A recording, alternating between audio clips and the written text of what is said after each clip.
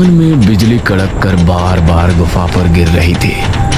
उसकी गहराई में एक और ताबूत रखा था जो पिछली बार भी हमने देखा था। उसके अंदर से धम धम की आवाज हुई और फिर उसका ढक्कन खुल गया। धीरे से उसके अंदर से दमयंती बाहर आई।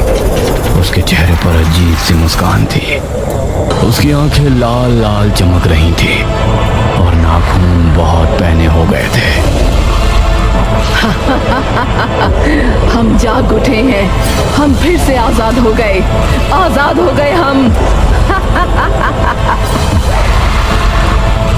वो भयानक अंदाज में हंसती हुई गुफा से बाहर की ओर बढ़ गई। उसके चेहरे पर एक रहस्यमय मुस्कान थी जो आने वाले खतरे की तरफ इशारा कर रही थी।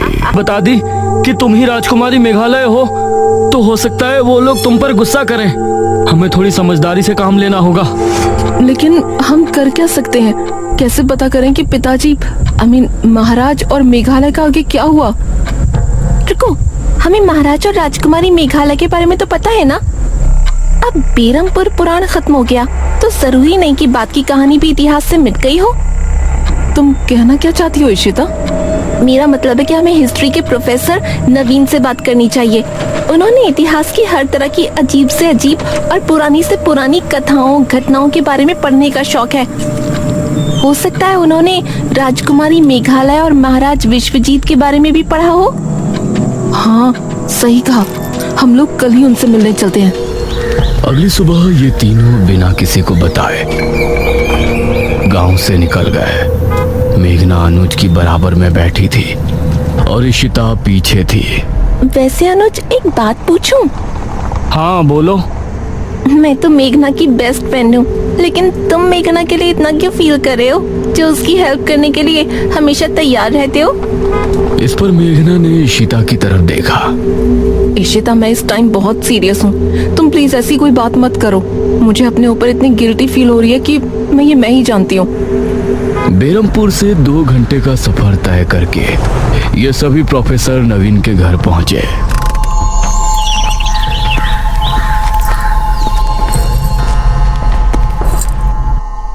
हेलो प्रोफेसर नवीन। हेलो इशिता, कैसे हो? ठीक हूँ प्रोफेसर। ये मेरी फ्रेंड है मेघना और ये अनुज। कहो, कोई परेशानी? प्रोफेसर, हमें आपकी थोड़ी मदद चाहिए थी। सन 1600 में मध्य प्रदेश में राजा विश्वजीत का शासन था, जिनकी एक राजकुमारी भी थी, मेघालय। क्या आपने उनके बारे में कुछ पढ़ा है? विश्वजीत और राजकुमारी मेघालय? प्रोफेसर कुछ देर तक सोचे और फिर बोले, नहीं, इनके बारे में तो मैंने कभी नहीं पढ़ा। ओह नो, अब क्या करें? वैसे तुमको इनके बारे में क्या जानना है? कौन थे ये दोनों? प्रोफेसर, बेरमपुर गांव में महाराज विश्वजीत और उनकी राजकुमारी मेघालय का शासन था। उन्होंने अपने राज्य के लोगों की जान बचाने के लिए अपने राज्य को ही छोड़ दिया था और उसके बाद उन दोनों का क्या हुआ ये किसी को पता नहीं चला। हाँ, और हमें यही जानना है कि अपने राज्य से निकलने के बाद उन दोनों का क्या हुआ। ओह, राजा विश्वजीत, याद आया। मैंने इनके बारे में रहस्यमयी घटनाओं की किताब पढ़ा है। रहस्यमयी घटना? हाँ, रुको, मैं उसे लेकर आता हूँ। प्रोफेसर ने एक किताब निकाली और कुछ पन्ने पलटने के बाद उन्होंने इशिता के सामने किताब रख दी।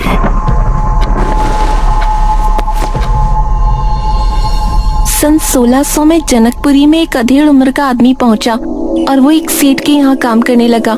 सेठ ये देखकर हैरान था कि उस आदमी का चाल चलन, बोलने का तरीका, उठने बैठने, खाने पीने का अंदाज बिल्कुल राजा महाराजाओं वाला था। लेकिन पूछने पर वो बताता था कि वो एक मजदूर का बेटा है और अब अनाथ है। लेकिन इसके बावजूद किसी को उसकी बात पर भरोसा नहीं था। रात को सोते समय वो बार बार राजकुमारी मेघालय का नाम पुकारा करता था। धीरे धीरे उसकी तबीयत बहुत खराब होने लगी और उसके माथे पर हमेशा चिंता की लकीरें नजर आती थीं। कुछ ही महीनों में उसकी हालत बहुत बुरी हो गई और वो मरने के कगार पर आ गया। उसकी आखिरी ख्वाहिश भी बड़ी अजीब थी। उसने कहा कि उसे मरने के बाद उसका अंतिम संस्कार न किया जाए, बल्कि उसकी लाश को बेरमपुर गांव पहुंचा दिया जाए। लेकिन उस समय जनकपुर और बेरमपुर के बीच कहासुनी चल रही थी। इसलिए उस सेठ ने उसकी लाश को ताबूत में बंद किया और उसे जनकपुरी के जंगल की गुफा में रखवा दिया। यह सुनकर मेघना की आंखों में हल्के से अश्क नजर आए। मतलब उन्होंने मरते मरते भी अपनी प्रजा की सोची। मतलब? आपका बहुत बहुत शुक्रिया प्रोफेसर, आपकी वजह से हमारी बहुत हेल्प हुई है। You are welcome. ये तीनों प्रोफेसर से विदा लेकर वहां से निकले। अब हमें जनकपुरी जाना है और उस गुफा के अंदर उस ताबूत को खोज निकालना है।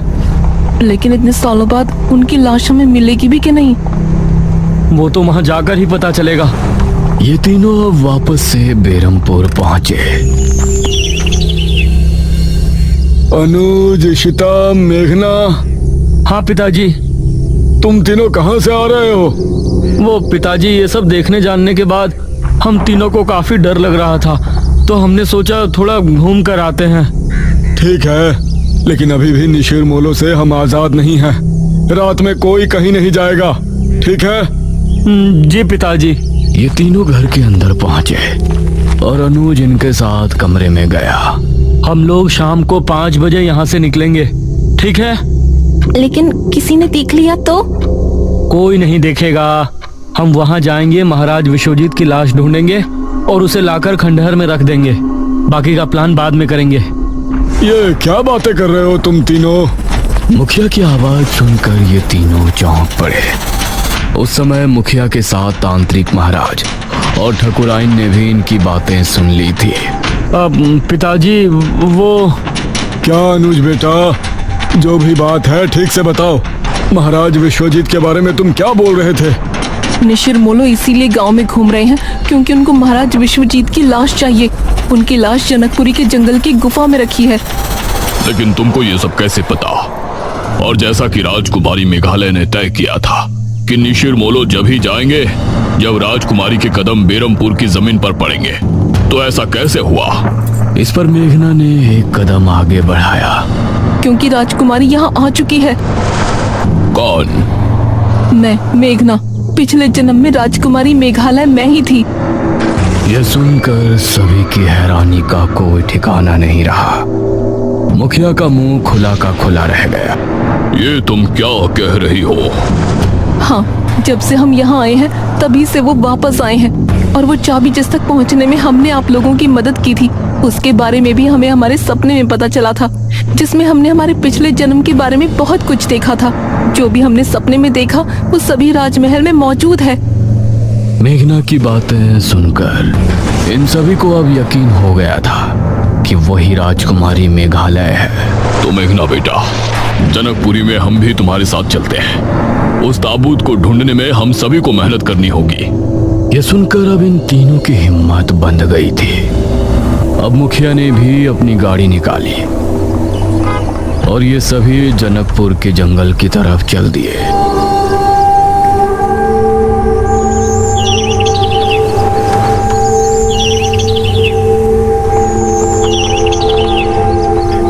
वो रही गुफा।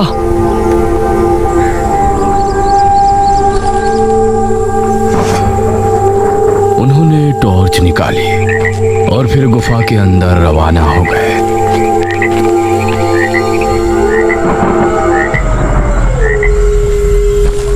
जैसे ही मेघना ने गुफा के अंदर कदम रखा तो जमीन अजीब तरह से हिली।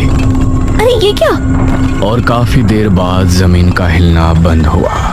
लगता है सालों से यहाँ कोई नहीं आया। ये कैसी आवाज है? गुफा में अजीब सी आवाज गूंजी, जैसे कई सारे कीड़े एक साथ रेंग रहे हैं। तभी इनको सामने से काले मकड़ों की फौज आती हुई नजर आई। अरे बचो! ये सभी इधर उधर भागे और छोटे छोटे टीलों पर चढ़ गए। वो सभी मकोड़े तेज शोर के साथ गुफा के बाहर निकल गए। हमें बहुत संभल के चलना होगा। ये फिर से एक साथ सामने की तरफ रवाना हुए। गुफा के अंदर कई जानवरों की लाशें और कंकाल नजर आ रहे थे, जो एक बहुत ही डरावना माहौल बनाने में कामयाब हो रहे थे। कुछ देर बाद इन सभी को सामने घना अंधेरा नजर आया। वहाँ तो बहुत अंधेरा है। लगता है गुफा खत्म होने वाली है। ये सभी धीमी रफ्तार से आगे बढ़ते रहे।